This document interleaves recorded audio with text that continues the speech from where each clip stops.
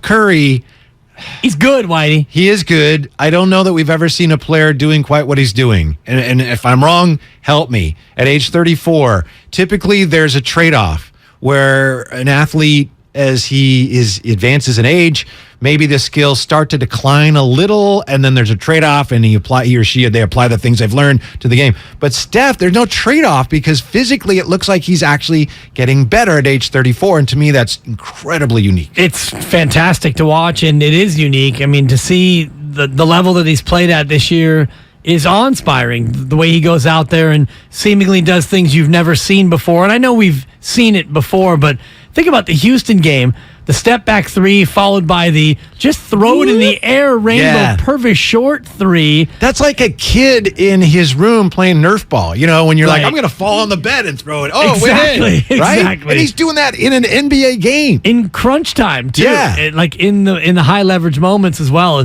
But you got to tip your cap to Klay Thompson for... And to say it was a turnaround I don't wear one like is Mark not, does often, but if I did, fair. I would tip it. Yeah, it's not fair to say turnaround, but he was struggling at the start of the year. In his last two games, boy, Klay is back better than ever. Mm-hmm. So, just playing Warrior basketball again, you could see that clearly.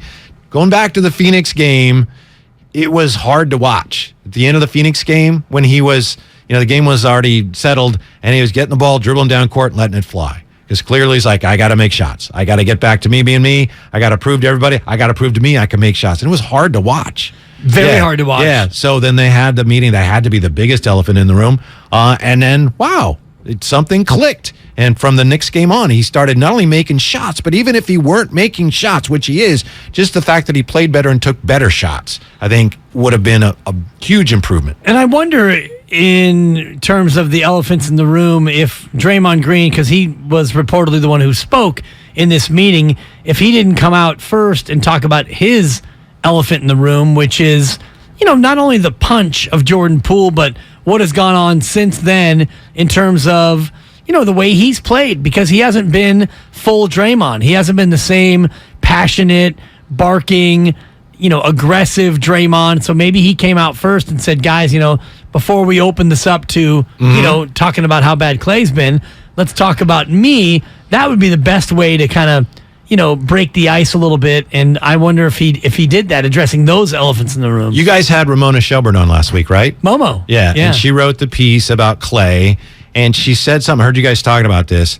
She said something like, the punch wasn't about the money, but it wasn't not about that. Right. What the hell does that mean? Well, you know exactly what it means. Either it's about it or it's not, or it's partly about it, but it wasn't about it, but it wasn't not about it. It means that was, at that time, one of the elephants in the room, to borrow their phrase, because Draymond Green wanted a max. We know that. He said as much in the offseason, and I don't know if Bob Myers openly laughed, but the response from the Warriors was basically crickets, and they basically told Draymond, no, Draymond, you're not getting a max. And so the next thing that came up was Jordan Poole's getting his big bag. So maybe that, at that time, was an elephant in the room. And so I know what Ramona was saying. To it. Yeah, she's saying it wasn't about the punch. It wasn't Draymond saying, you're not getting a contract, I'm knocking you out. But it wasn't not about that, because that might have been one of the elephants in the room. Okay, I suppose so. Do you know what she's saying, though? Well, I just think there's got to, frankly, I know she's a fine writer and reporter. There's got to be a better way to say that. It's like, I shouldn't have to sit there and go, I think I know what you mean. Anyway, I think I know. I thought it was pretty clear. I think it's a you problem. All right. It may be. I'm working on it. I thought Momo was very clear with the way she wrote that down. It's not about it, but it's not about it. I think this has to be hard to say she's not right. You got to admit that. I do. I would think this has to be frustrating for Coach Kerr. He was on the Last Dance team with the Bulls, where they were able to, and Phil Jackson was able to say, hey, you know what, guys? We've got a great team. This is probably it this year. They're going to get rid of me. Again, Michael won't be here. So this is probably it. So that was a rallying point. And this is the second time that Coach Kerr with the Warriors has said, this may be it. Because he was saying similar things Durant's last year. But the team splintered then. He had to be frustrating for him. Wow, with the Last Dance team, we all pulled together. Durant is last year here. We couldn't do that, though they almost won. And then this year, He's been talking about, this may be it for our core players, and they've still been splintering. So maybe after the team meeting, they brought all that together. But, if you're Coach Kerr, you got to be thinking, we need to pull together here because we don't know how long this is all going to last. So we need to make the most of it. Of course. Why can't we do that as a group? Looks like maybe now they are. Well, I think that they can as an A group, like the A group, Kevon, Steph, Dre, Clay, Wiggins. I think that they understand it and they are doing it as the A group. But the B group is more like a C group, and in many terms, it's a D group. You've got Jordan Poole paid in full, trying to figure out where he fits with this team. He's not sure about, what his role is. Do I start? Do I come off the bench? What am I supposed to do? Who am I supposed to be? And then you've got the other players, DiVincenzo and JaMychal Green, new guys trying to figure out this system. And then you've got the young guys. You've got Kuminga, Moody, and Wiseman. And they don't even know if they fit. So it's really kind of two different problems to me, Whitey, because you have the one group who's like, okay, we're champs. We know how to be champs. We're revved up. We know how to do it. We know these early games don't really matter. Right. We'll throw the switch when we need to, and we'll get this thing going. But the rest of the roster is in such upheaval that I don't think that they know what they're supposed to do. Here's what surprised me about the elephant in the room thing.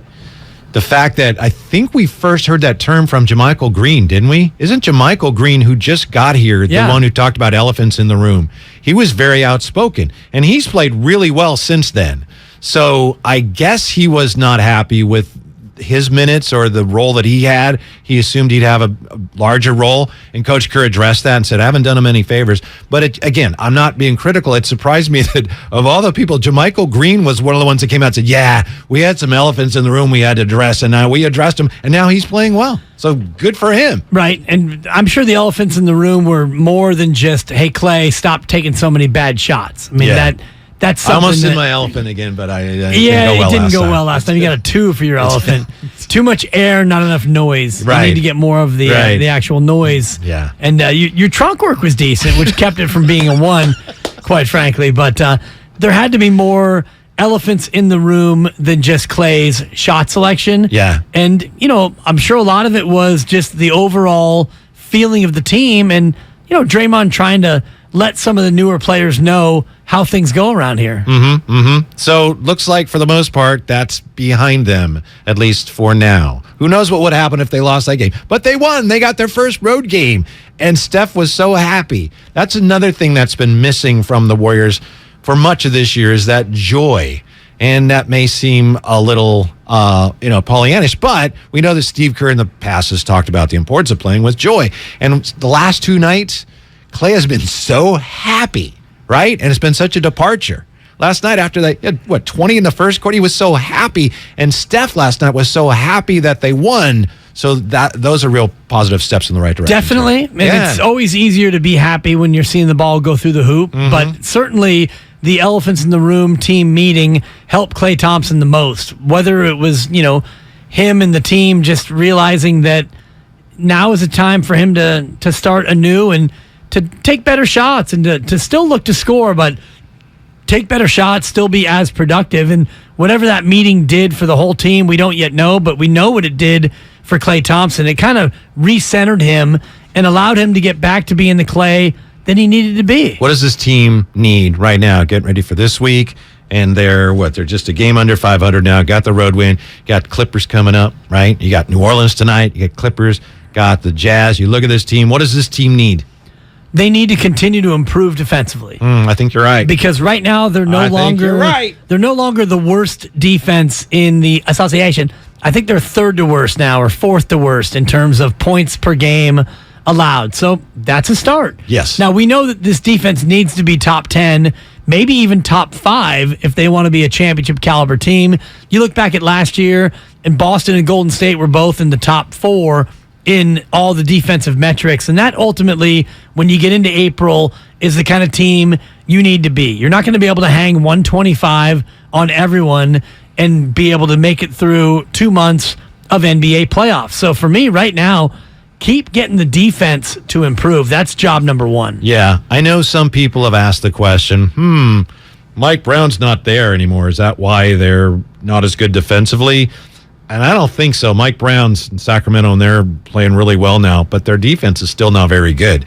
And he's a really good coach. He was a good coach here, but he inherited a really good defensive system. So I don't think that's part of the issue. I don't think Mike Brown left and all of a sudden we don't know what to do anymore on defense. I don't think so. I mean, if that's the case, then these players have learned nothing over the years. Because Mike Brown... It's a fair question, but I'm not buying that. It's a question. I don't even know if it's a good question. It's no crown of superiority, certainly. It might be a fair question. But, I mean, Steve Kerr and his coaching staff has been great over the years, and they've been a deep coaching staff, and you've lost other coaches before. You know, Silas went to Houston. And Gentry and Walton. Exactly. And, So you've lost coaches before, and yet you've still been successful. So you're telling me that Mike Brown leaving as defensive coordinator has made it so now that you don't know how to play defense? That, to me, is a little bit laughable. It's fun to watch, isn't it, when the Splash Brothers are on? And I guess it's Wiggins last night, an honorary Splash Brother. I know we all struggled last year. Some of us struggled with Jordan Poole, the Poole and the Splash Brother. I don't know. Right now, Poole is not Splash Brother worthy, but maybe Wiggins is. And it's nice to see the Warriors playing like that. That's such a fun way to watch. It's really fun to watch, and especially with Steph and Clay. And there will never be a third Splash Brother. Thank you. There's no, like, Jordan Poole party. Great. And he can splash in his own pool. That's great. Andrew Wiggins, we don't need to come up with a wet sort of nickname Wet for Wiggins. Andrew. Wiggins. We don't need to throw him in there as well. There are two Splash Brothers, and when they have a third player contribute, well, this team's tough to beat, and yet you look at it, and I hate to highlight anything negative as it pertains to... Why? You had to dig deep to beat Houston. You had an historic performance from three players from three-point line, and yet you had to dig deep to beat the Rockets, and the Rockets, they stink. Yeah. Well, they got some good young talent, Dibs. Yeah, they and that first road win, it's always a tough win. Yeah, and you never want to look past any victory in any league. I'm never a fan of feeling guilty or feeling bad about a win. You take a win and you bask in it. You can look at things that you need to do better going forward, but I would never discount any win. Never. So as